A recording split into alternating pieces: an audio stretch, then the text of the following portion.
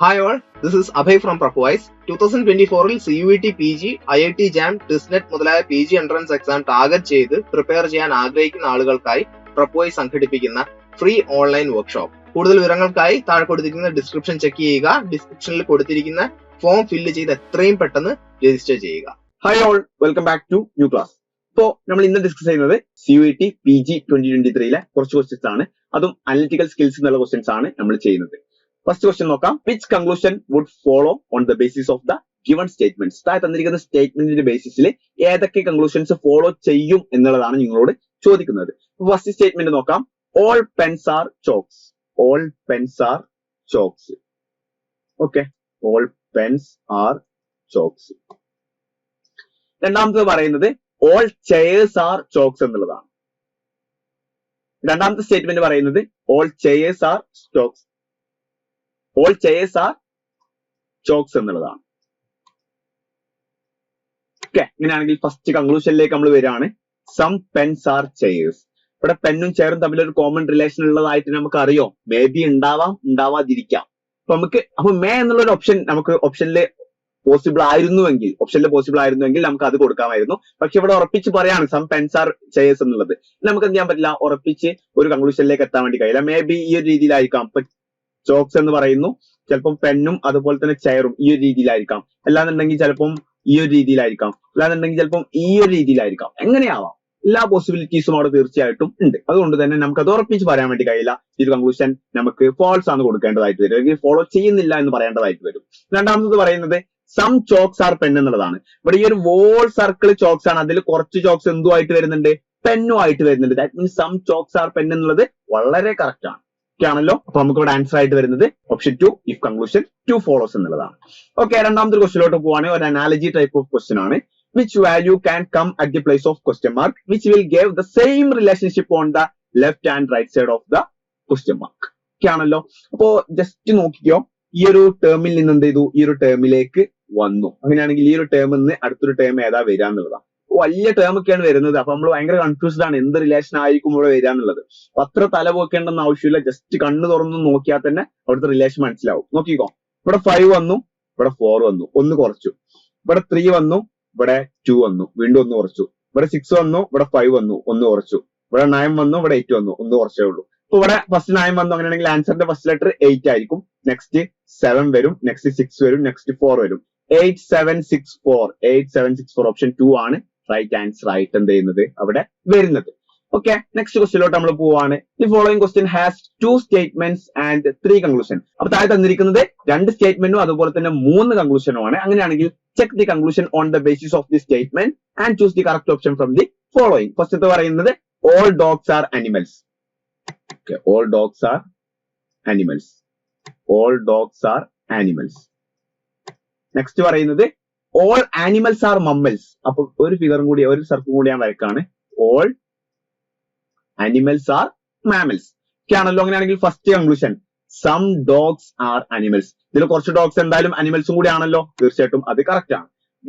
Next പറയുന്നത് some mammals R animals. ഈ ഒരു ടോട്ടൽ മാമൽസിൽ കുറച്ച് മാമൽസ് എന്തും കൂടിയാണ്, അനിമൽസും കൂടിയാണ്. ദാറ്റ് മീൻസ് അത് കറക്റ്റ് ആണ്. നെക്സ്റ്റ് നോക്കാം, ഓൾ ഡോഗ്സ് ആർ മാമൽസ്. ഇതിൽ എല്ലാ ഡോഗ്സും മാമലും കൂടിയല്ലേ? അല്ല, ആ മാമലിന്റെ ഉള്ളിലല്ല തീർച്ചയായിട്ടും എല്ലാ ഡോഗ്സും വരുന്നത്, അതും കറക്റ്റ് ആണ്. ഇപ്പൊ എയും ബിയും അതുപോലെ തന്നെ സിയും അല്ലെങ്കിൽ 1ഉം 2ഉം അതുപോലെ തന്നെ 3ഉം അവിടെ ഫോളോ ചെയ്യുന്നുണ്ട്. അപ്പൊ ഓൾ 3 ഫോളോസ് എന്നുള്ളത് നമുക്ക് റൈറ്റ് ആയിട്ട് കൊടുക്കാൻ വേണ്ടി പറ്റും. നെക്സ്റ്റ് ക്വസ്റ്റിലോട്ട് നമ്മൾ പോവാണ്. A family consist of 6 members PQRST and Z. Okay ആണല്ലോ. ഒരു ഫാമിലിയിൽ ഓൾമോസ്റ്റ് എത്ര മെമ്പേഴ്സ് ഉണ്ട്? 6 മെമ്പേഴ്സ് ഉണ്ട്. PQRST and Z. അങ്ങനെയാണെങ്കിൽ ഫസ്റ്റ് പറയുന്ന കാര്യം നോക്കാം. Q is the son of R. Q is the son of R. ആറിന്റെ മകനാണ് ആരെന്ന് പറയുന്നത്, Q എന്ന് പറയുന്നത്. ഓക്കെ, അപ്പോ നമ്മൾ Q ഒരു സൺ എന്ന് പറയുമ്പോൾ മകനായതുകൊണ്ട് തന്നെ, ഒരു മെയിൽ ആയതുകൊണ്ട് തന്നെ നമ്മൾ ഒരു കള്ളിന്റെ ഉള്ളിൽ റെപ്രസെന്റ് ചെയ്യാണ്. നെക്സ്റ്റ് പറയുന്നത് but R is not the mother of Q. R എന്തല്ല, മദർ അല്ല. അങ്ങനെയാണെങ്കിൽ ആരായിരിക്കും? ഫാദർ ആയിരിക്കും. ഓക്കെ, ഡൗട്ട് ഒന്നുമില്ല. Next P and R are married couple. പിയും അതുപോലെ തന്നെ ആറും മാരീഡ് കപ്പിൾ ആണ്. അങ്ങനെയാണെങ്കിൽ ആറിന്റെ വൈഫാണ് ആര്? P എന്ന് പറയുന്നത്. Okay, T is the brother of R. Okay, ആറിന്റെ ബ്രദർ ആണ് T. T മെയിൽ ആണ്. ബ്രദർ എന്ന് പറയുമ്പോൾ മെയിൽ ആണ്. Next S is the daughter of P. Pന്റെ ഡോട്ടർ ആണ് S എന്ന് പറയുന്നത്. ഓക്കെ, ഡോട്ടർ എന്ന് പറയുമ്പോൾ സർക്കിളിനുള്ളിൽ റെപ്രസെന്റ് ചെയ്യാം. And Z is the brother of P. പിന്റെ ബ്രദർ ആണ് ഇസഡ് എന്ന് പറയുന്നത്. ഓക്കെ, അങ്ങനെയാണെങ്കിൽ ഇവിടെ ചോദിക്കുന്നത് how many male members are there in the family. ഫാമിലിയിൽ എത്ര മെയിൽ മെമ്പേഴ്സ് ഉണ്ട് എന്നുള്ളതാണ്. മെയിൽ ആയിട്ടുള്ള എത്ര മെമ്പേഴ്സ് ഉണ്ട് എന്നുള്ളത് നോക്കാൻ നമ്മൾ കള്ളിന്റെ ഉള്ളിൽ റെപ്രസെന്റ് ചെയ്ത് എത്ര ആളുണ്ട് നോക്കിയാൽ മതി. 1 2 3 4 മെമ്പേഴ്സ്, 4 മെമ്പേഴ്സ്. ഓക്കെ, നമ്മളത് വളരെ സിസ്റ്റമാറ്റിക് ആയിട്ട് ചെയ്തതുകൊണ്ട് നമുക്ക് കൺഫ്യൂഷന്റെ യാതൊരുവിധ പോസിബിലിറ്റിയും അവിടെ എന്ത് ചെയ്യുന്നില്ല, വരുന്നില്ല. നെക്സ്റ്റ് ക്വസ്റ്റിലോട്ട് നമ്മൾ മൂവ് ചെയ്യാണ്. Next number in the given series. താഴെ തന്നിരിക്കുന്ന സീരീസിലെ നെക്സ്റ്റ് ടേം ഏതായിരിക്കും എന്നുള്ളതാണ് നമ്മളോട് മെയിൻ ആയിട്ട് ചോദിക്കുന്നത്. 27, 64, 125, 216, 343. വളരെ ഈസി ആയിട്ടുള്ള ക്വസ്റ്റൻ ആണ് അല്ലെ. ഈസി ആയിട്ടുള്ള ക്വസ്റ്റൻ ആണ് കൊടുത്തിട്ടുള്ളത്. എന്താണ് ഫസ്റ്റ് 3 ക്യൂബ്, രണ്ടാമത്തത് 4 cube, next 5 cube, 6 cube, 7 cube. അപ്പൊ 8 ക്യൂബ് ആയിരിക്കും ആൻസർ. 8 ക്യൂബ് എത്രയാണ്? 5 1 2 ആണ് ആൻസർ ആയിട്ട് വരുന്നുണ്ടാവുക. നെക്സ്റ്റ് ക്വസ്റ്റിലോട്ട് പോവാണ്. Find out the answer figure which completes the figure matrix. ഇപ്പൊ താഴെ തന്നിരിക്കുന്ന ആ ഒരു ഫിഗർ മെട്രിക്സ് കംപ്ലീറ്റ് ചെയ്യുന്ന ഒരു ആൻസർ ഫിഗർ ഏതായിരിക്കും എന്നുള്ളതാണ്. സൂക്ഷിച്ചു നോക്ക്. ഇവിടെ ഫസ്റ്റ് ഒരു ലൈൻ തന്നു, പിന്നെ ഒരു ട്രയാങ്കിൾ തന്നു, പിന്നെ മൂന്നാമത്തതിലേക്ക് നോക്കുമ്പോ ആ ഫസ്റ്റ് ഫിഗറിൽ ഉണ്ടായിരുന്ന ആ ഒരു ലൈൻ എന്ത് ചെയ്യാണ്? ഇതിൽ നിന്ന് മിസ്സാവല്ലേ ചെയ്യുന്നത് അല്ലെ. ഫസ്റ്റ് ഫിഗറിൽ ഉണ്ടായിരുന്ന ലൈന് ഇതിൽ നിന്ന് മിസ്സായി, അങ്ങനെ മൂന്നാമത്തെ ഫിഗർ വന്നു. ഇനി രണ്ടാമത്തെ നോക്ക്, ഇവിടെ ഒരു പ്ലസ് വന്നു. പിന്നെ രണ്ടാമത്തെ ഒരു ഫിഗറിലേക്ക് വരുന്ന സമയത്ത് ആ പ്ലസ് കുറച്ച് അഡീഷണൽ ആയിട്ട് ലൈൻസും കാര്യങ്ങളൊക്കെ വന്നിട്ടുണ്ട്. മൂന്നാമത്തതിലേക്ക് വരുമ്പോ ഫസ്റ്റ് ഉണ്ടായിരുന്ന ആ പ്ലസ് എന്ത് ചെയ്യാണ്? രണ്ടാമത്തെ ഫിഗറിന് മാഞ്ഞു പോവാണ്. ഓക്കെ, അപ്പൊ നമുക്ക് മനസ്സിലായി രണ്ടാമത്തെ ഫിഗറിന് എന്താ ചെയ്യുന്നത്? ഫസ്റ്റ് ഫിഗറിൽ ഉണ്ടായിരുന്ന എലമെന്റ് ഒഴിവാക്കാണ് ചെയ്യേണ്ടത്. ഓക്കെ ആണല്ലോ. അങ്ങനെയാണെങ്കിൽ ഈ ഒരു സംഭവമാണ് ഫസ്റ്റിൽ ഉണ്ടായിരുന്നത്. രണ്ടാമത്തിലേക്ക് വരുമ്പോ അവിടെ ഈ ഒരു സംഭവം ഉണ്ട്, അതിന്റെ കൂടെ വേറെ കളിയും കാര്യങ്ങളൊക്കെ വന്നിട്ടുണ്ട്. നമ്മൾ എന്ത് ചെയ്താൽ മതി? ഈ ഒരു ഫിഗറിൽ നിന്ന് ജസ്റ്റ് ഇതിനെന്ത് ചെയ്താൽ മതി? ജസ്റ്റ് ഒഴിവാക്കിയാൽ മതി. ആ രീതിയിൽ വരുന്ന ഓപ്ഷൻ ഏതാണ്? ഓപ്ഷൻ 3 ആണ് അല്ലെ. ആ ഒരു കള്ളിനെ അല്ലെങ്കിൽ ആ ക്രോസിനെ നമ്മൾ എന്ത് ചെയ്യുന്നു? ജസ്റ്റ് അവിടെ നിന്ന് ഒഴിവാക്കുന്നു. ആ രീതിയിൽ നമുക്ക് കിട്ടുന്ന ഓപ്ഷൻ എന്ന് പറയുന്നത് അല്ലെങ്കിൽ ആൻസർ എന്ന് പറയുന്നത് ഓപ്ഷൻ 3 ആയിരിക്കും. ഓക്കെ, നെക്സ്റ്റ് ക്വസ്റ്റിലോട്ട് നമ്മൾ പോവാണ്. If south west become west. Okay, ഇങ്ങനെയാണെങ്കിൽ നമുക്ക് നോർമലും അതുപോലെ തന്നെ ഇവരിപ്പോ പറയുന്ന രീതിയിലും അങ്ങനെ 2 ഡയറക്ഷൻ വരക്കാം. നോർമൽ എങ്ങനെ? North, south, east, west, north east, south east, south west, അതുപോലെ തന്നെ നോർത്ത് വെസ്റ്റ്. ഇവര് പറയുന്നത് എന്താണ്? If south west becomes west. അപ്പൊ ഇവിടെ വെസ്റ്റ് ആവും. Okay, south west become west. അതുപോലെ തന്നെ north west becomes north. Okay, north west become north. ഇപ്പൊ ഇവിടെ എന്താവും? ഇവിടെ ഈസ്റ്റ് ആവും, അതുപോലെ തന്നെ ഇവിടെ സൗത്ത് ആവും, ഇവിടെ നോർത്ത് ഈസ്റ്റ് ആവും, ഇവിടെ സൗത്ത് ഈസ്റ്റ് ആവും, ഇവിടെ സൗത്ത് വെസ്റ്റ് ആവും, അതുപോലെ തന്നെ ഇവിടെ നോർത്ത് വെസ്റ്റ് ആവും. അങ്ങനെയാണെങ്കിൽ what will become east? East എന്താണ് ആവുക എന്നുള്ളതാണ് മെയിൻ ആയിട്ട് ചോദിക്കുന്നത്. ഈസ്റ്റ് സൗത്ത് ഈസ്റ്റ് ആയി മാറും. ഓക്കെ ആണല്ലോ. വളരെ ഈസി ആയിട്ട് ആ ഫിഗർ വരച്ചു കഴിഞ്ഞാൽ നമുക്ക് മനസ്സിലാക്കാൻ പറ്റുന്ന കാര്യങ്ങളാണ്. അങ്ങനെയാണെങ്കിൽ നെക്സ്റ്റ് ക്വസ്റ്റിലോട്ട് നമ്മൾ പോവാണ്. അവിടെ ഒരു സീരീസ് കൊടുത്തിട്ടുണ്ട് അല്ലെ. കുറച്ച് സിമ്പിൾസും അതുപോലെ തന്നെ കുറച്ച് ഡിജിറ്റ്സും കാര്യങ്ങളൊക്കെ ആയിട്ട് ഒരു സീരീസ് കൊടുത്തിട്ടുണ്ട്. How many symbols R there in the above arrangement. അപ്പൊ സിമ്പിൾസിനെ ബേസ് ചെയ്തിട്ടാണ് സംസാരിക്കുന്നത്. ഫസ്റ്റത്തെ സിമ്പിൾ ഞാൻ ഒരു സിമ്പിൾസ് മാർക്ക് ചെയ്ത് വെക്കാണ്. ഓക്കെ, ഈസി ചെയ്യുന്നത് ഈസി ആവാൻ വേണ്ടിയിട്ട്. ഓക്കെ, ഇവിടെ അടുത്തൊരു സിമ്പിൾ വരുന്നുണ്ട്, ഇവിടെ ഒരു സിമ്പിൾ വരുന്നുണ്ട്, ഇവിടെ ഒരു സിമ്പിൾ വരുന്നുണ്ട്. ഓക്കെ, ഇത്ര തന്നെ അല്ലേ സിമ്പിൾ വരുന്നുള്ളൂ. ബാക്കിയൊക്കെ നമ്പേഴ്സും അതുപോലെ തന്നെ ലെറ്റേഴ്സും ആണല്ലോ വരുന്നത്. ഓക്കെ ആണ്.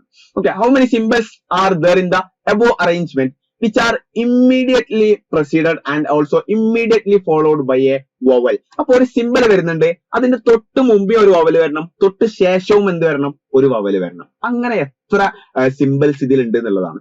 ഫസ്റ്റത്തെ സിമ്പിൾ ഞാൻ നോക്കാണ്. മുമ്പ് എം ആണ്. എം ഒരു വവലാണോ? അല്ല. പിന്നെ ബാക്കി നമ്മൾ നോക്കേണ്ട ആവശ്യമില്ല. ഇവിടെ ഒരു ആൽഫ വന്നിട്ടുണ്ട്. ആൽഫന്റെ മുമ്പ് എസ് ആണ്. എസ് ഒരു വവലല്ല.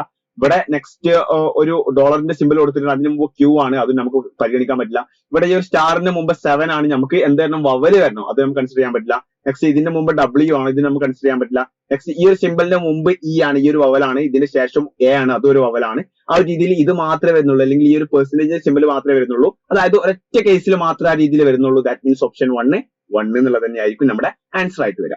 നെക്സ്റ്റ് ക്വസ്റ്റിലോട്ട് നമ്മൾ പോവാണ്. ഇൻ എ ക്ലാസ് ഓഫ് 45, ഒരു ക്ലാസ്സിൽ എത്ര കുട്ടികളുണ്ട്? 45 കുട്ടികളുണ്ട്. Where boys are twice that of girls. അപ്പൊ ബോയ്സ് എന്തുണ്ട്? ഗേൾസിന്റെ ഇരട്ടി ഉണ്ട്. അതായത് ഗേൾസ് എക്സ് ആണെങ്കിൽ ബോയ്സ് എത്ര ഉണ്ടാവും? 2x ഉണ്ടാവും. അങ്ങനെയാണെങ്കിൽ 2x plus x is equal to total എത്രയാണ്? 45. 3x is equal to 45, x is equal to 15. ഇപ്പൊ ബോയ്സിന്റെ എണ്ണം ബോയ്സ് 30 ഉണ്ടാവും, ഗേൾസ് ആണെങ്കിൽ 15 ഉണ്ടാവുള്ളൂ. അങ്ങനെയാണെങ്കിൽ പറയുന്ന കാര്യത്തിലുള്ളൂ Geetha ranked 11th from the top. അപ്പൊ ഗീതയുടെ റാങ്കിങ് ആണ് പറയുന്നത്. ഓക്കെ, ജി എന്ന് പറയുമ്പോൾ ഗേൾ അല്ല, ഗീതയാണ് കേട്ടോ. ഇവിടെ ഗേൾ ആണ്, ഇവിടെ നമ്മൾ ഗീതനെയാണ് ഉദ്ദേശിക്കുന്നത്. ഗീതന്റെ ടോപ്പിൽ നിന്നുള്ള റാങ്ക് എത്രയാണ് കൊടുത്തിട്ടുള്ളത്? 11 ആണ് കൊടുത്തിട്ടുള്ളത്. Okay, if there are 9 boys ahead of Geetha. അപ്പൊ ഗീതയുടെ റാങ്ക് 11 ആണെന്ന് പറയുമ്പോൾ ഗീതയുടെ മുമ്പിൽ എത്ര ആളുകൾ ഉണ്ടാവും? 10 ആളുകൾ. ആ 10 ആളുകളിൽ 6 എന്താണ്? ബോയ്സ് ആണെന്ന് പറയുന്നുണ്ട്.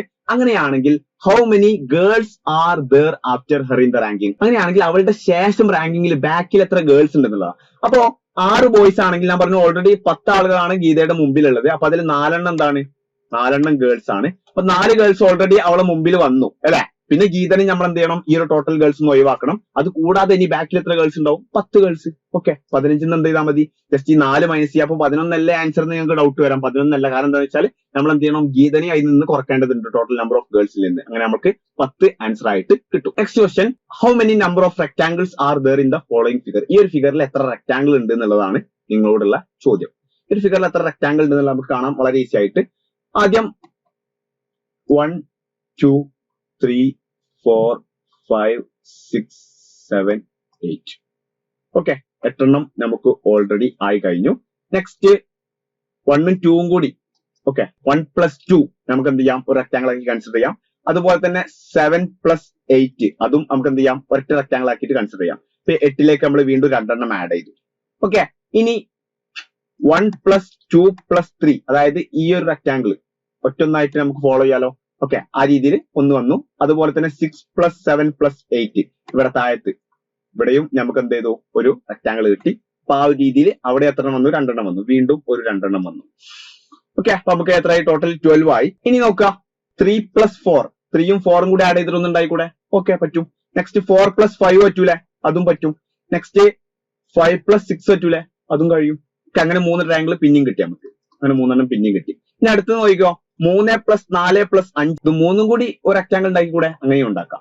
ഇനി നെക്സ്റ്റ് നമ്മൾ നോക്കുന്ന സമയത്ത് 4 + 5 + 6 അതായത് താഴത്തെ 3 എണ്ണം വെച്ചിട്ട് നമുക്കൊന്നും ഉണ്ടായിക്കൂടെ? അങ്ങനെയും ഉണ്ടാക്കുന്നുണ്ട്. ഓക്കെ, ഇനി ഇതൊന്നും കൂടാതെ ഈ 4 എണ്ണം വെച്ചിട്ട് 3 + 4 + 5 + 6 അങ്ങനെ ഒന്നും ഉണ്ടായിക്കൂടെ? അങ്ങനെയും ഒന്നും ഉണ്ടാക്കാം. ഓക്കെ, അപ്പൊ ടോട്ടൽ എത്ര ഉണ്ട് നോക്കാം. അപ്പൊ നമ്മൾ ഓൾറെഡി ഫസ്റ്റത്തെ ഒരു 8 എണ്ണം കൂട്ടി, പിന്നെ ഈ 2 എണ്ണം കൂട്ടി കഴിഞ്ഞു, പിന്നെ വീണ്ടും 2 എണ്ണം നമ്മൾ കൂട്ടി കഴിഞ്ഞു, പിന്നെ ഒരു 3 എണ്ണം നമ്മൾ കൂട്ടി കഴിഞ്ഞു, ഇനി ഒരു 3 എണ്ണം കൂടി നമ്മൾ എന്ത് ചെയ്യാം? ജസ്റ്റ് ആഡ് ചെയ്യാം. ഓക്കെ, അപ്പൊ 8 + 2 10 ആണ്, 10 + 2 12 ആണ്, 15 18 നമ്മളെ റൈറ്റ് ആൻസർ ആയിട്ട് വരും. ഓക്കെ, ഇത്രയൊക്കെയാണ് നമ്മൾ മെയിൻ ആയിട്ട് ഈ ഒരു സെഷനിൽ ഡിസ്കസ് ചെയ്യാൻ വേണ്ടി വിചാരിച്ചിരുന്നത്. ബാക്കിയുള്ള സെഷനുമായിട്ട് നമ്മൾ വീണ്ടും കാണും. ഇതുവരേക്കും ബൈ.